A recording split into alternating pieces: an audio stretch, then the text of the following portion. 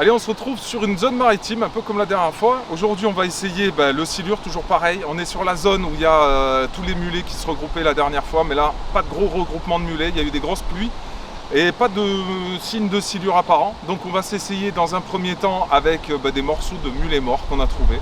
On va caler en fond en attendant vraiment la tombée de la nuit pour qu'un petit peu plus tard, on se retrouve ici, sur le banc de gravier, là, en plein milieu de l'eau, à jeter des poppers pour essayer de déclencher des silures qui remonteraient pour le coup du soir chasser sur les mulets.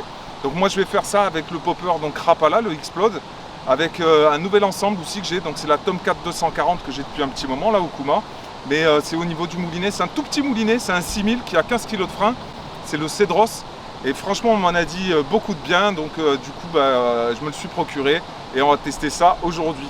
Castar lui, nouveau concept. Un escabeau, une canne à mouche, essayer de repérer à vue les poissons qui rentreraient dans la passe et essayer de les sniper avec une mouche made in JC Morse. Donc voilà, on va tester ça, c'est parti, let's go!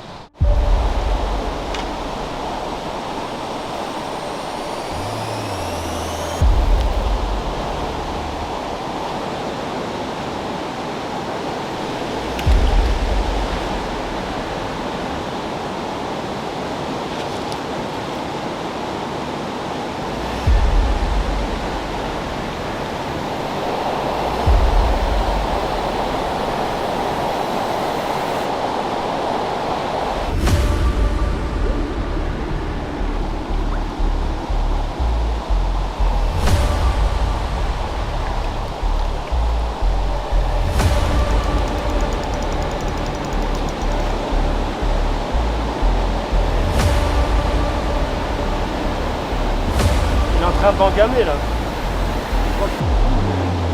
On a déclenché. Moi j'ai recalé la canne, il y a eu des petites touches là sur le sillon. C'est pas la folie, Castar il a pris une touche juste avant aussi là, une vraie touche où ça a déroulé. Voilà, c'est pas la folie mais on garde encore espoir là. Je pense qu'on a encore à peu près 1 heure de pêche comme ça, puis après on va se mettre au leurre. En espérant déjà pouvoir décapoter comme ça, parce qu'au leurre c'est toujours un petit peu incertain. Donc voilà, on va voir.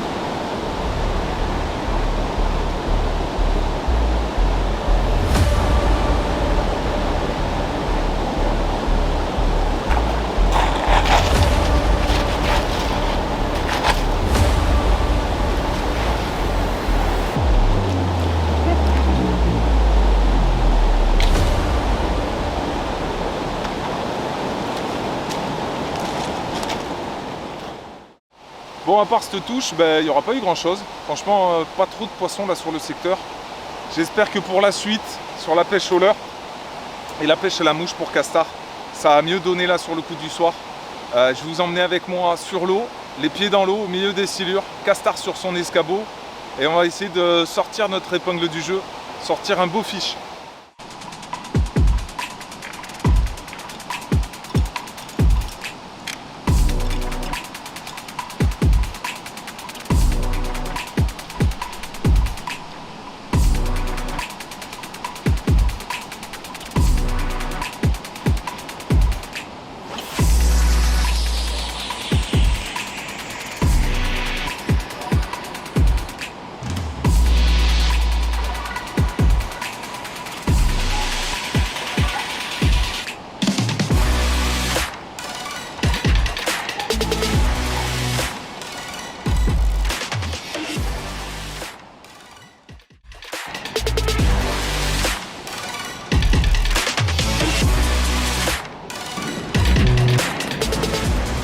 C'est après une nuit courte de 3 heures de sommeil qu'on se retrouve pour le petit coup du matin là.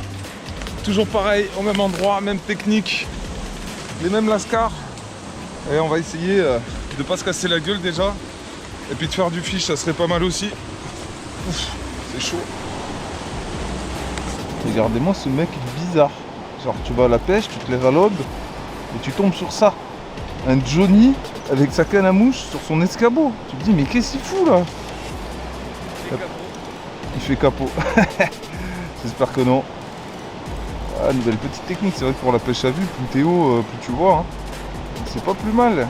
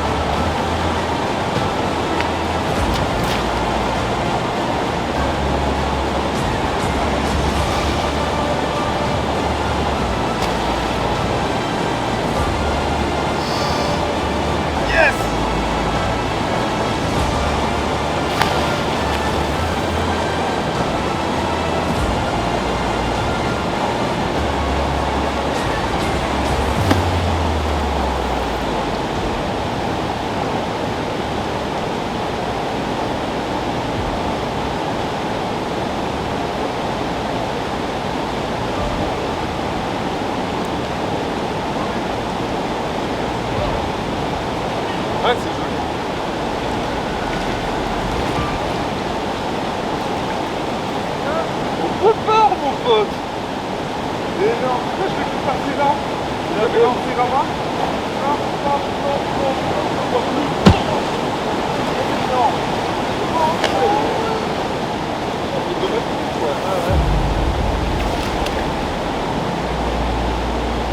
Tu l'as vu attaquer en surface? Ouais.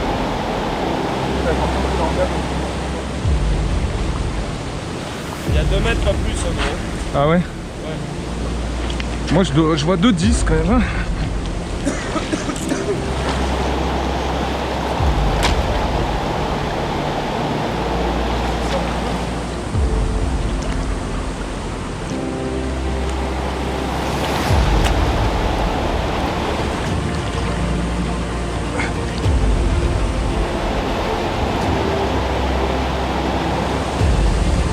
Ouais, ça va.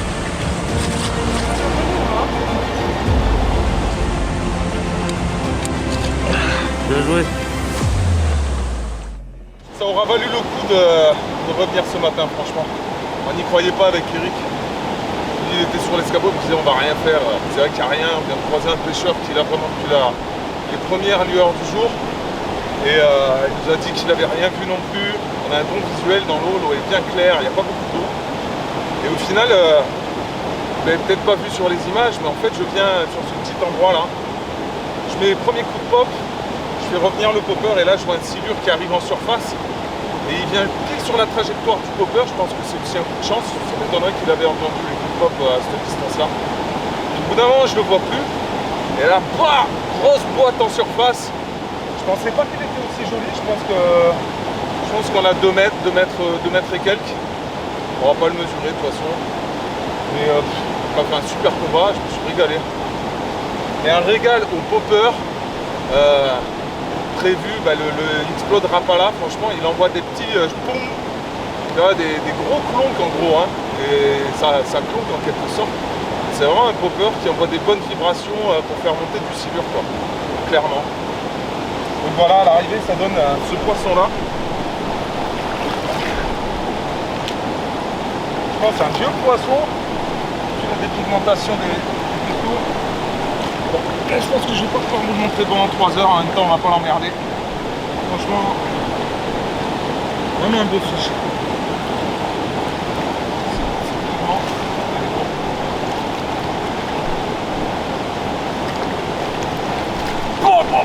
Là je suis content. Franchement j'y croyais plus. Je me disais, franchement on est venu là, on a fait beaucoup de kilomètres hein, pour retrouver des conditions qu'on avait trouvées la dernière fois.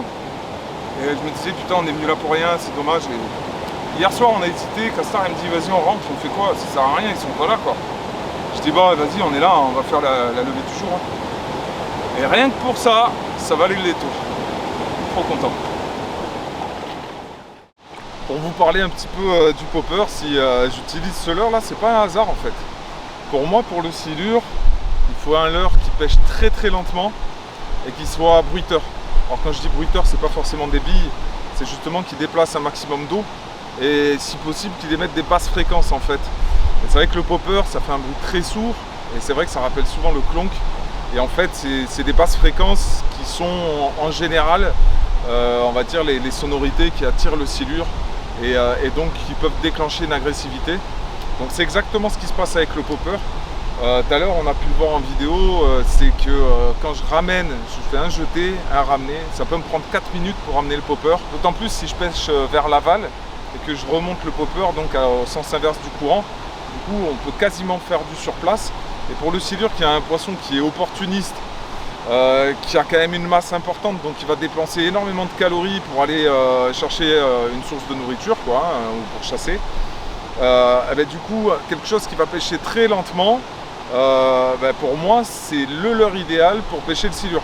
Alors c'est vrai qu'après en surface c'est pas forcément évident de décider un poisson, mais après il y a aussi un rapport plaisir qui est hyper important, parce que faire du fish avec le popper, pour moi si on me donnait le choix de me dire vas-y tu vas faire une touche de fou aujourd'hui, mais avec quelle leurre tu veux la faire, je choisirais systématiquement le popper, parce que pouvoir éclater une chasse en surface sur ce leurre là, qui n'est pas le leurre qui a la hype en ce moment, on va dire qu'on est plus sur le whopper plopper ou sur d'autres types de leurres pour la pêche en surface, mais là déclencher sur un leurre entre guillemets à l'ancienne, sur le popper qui est très peu utilisé en eau douce finalement, sur ce type de poisson là en tout cas, et ben moi c'est le kiff absolu, c'est le summum. Donc voilà, super content de cette petite session.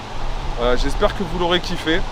Ça a été pas évident, il a fallu se la donner un maximum pour pour déclencher un poisson. On a eu la chance d'en voir un à vue et d'être dans la bonne trajectoire en plus sur le premier lancé sur ce bief là pour le déclencher, donc c'était super cool. Donc voilà, c'était une petite session au popper avec le compère Castar et moi-même. En espérant que vous aurez kiffé. A bientôt, ciao ciao.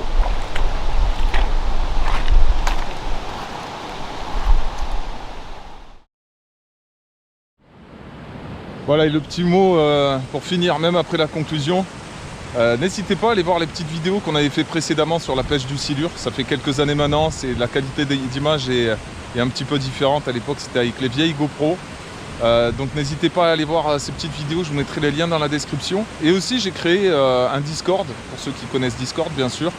Je vous mets le lien là qui va apparaître aussi dans la vidéo et qui sera dans la description. N'hésitez pas à venir sur le Discord pour discuter tous ensemble de notre passion commune, la pêche. Et puis un grand merci aussi à toutes les personnes qui me soutiennent sur Patreon. Si certains d'entre vous souhaitent faire un petit pas de plus pour soutenir mes créations et puis voilà, échanger un petit peu plus, n'hésitez pas à aller voir sur la page Patreon qui s'affiche maintenant sur l'écran. Voilà, je vous dis à très bientôt et puis à la prochaine, bye bye.